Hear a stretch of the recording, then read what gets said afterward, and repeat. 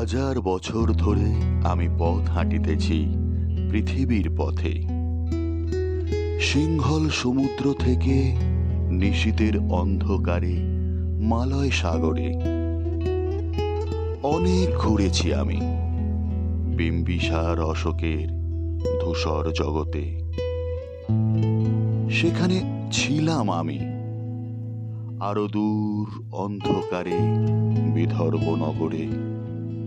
আমি ক্লান্ত প্রাণ এক, চারিদিকে জীবনের সমুদ্র সফেন।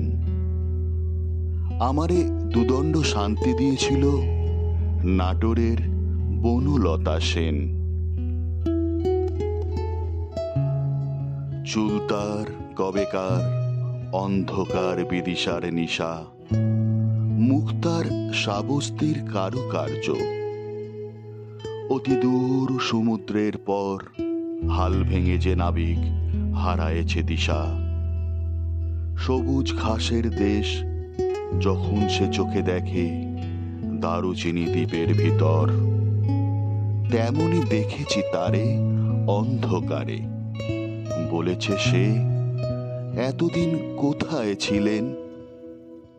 পাখির নীরের মতো চোখ তুলে নাটোরের বনলতা সেন। সমস্ত দিনের শেষে শিশিরের শব্দের মতন সন্ধ্যা আসে। ডানার রৌদ্রের গন্ধ মুছে ফেলে চিল। পৃথিবীর সব রং নিভে গেলে পাণ্ডুলিপি করে আয়োজন।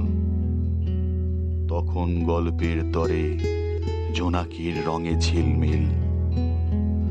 সব পাখি ঘরে আসে, সব নদী ফুরায় এ জীবনের সব লেনদেন। থাকে শুধু অন্ধকার, মুখোমুখি বসিবার বনলতা সেন।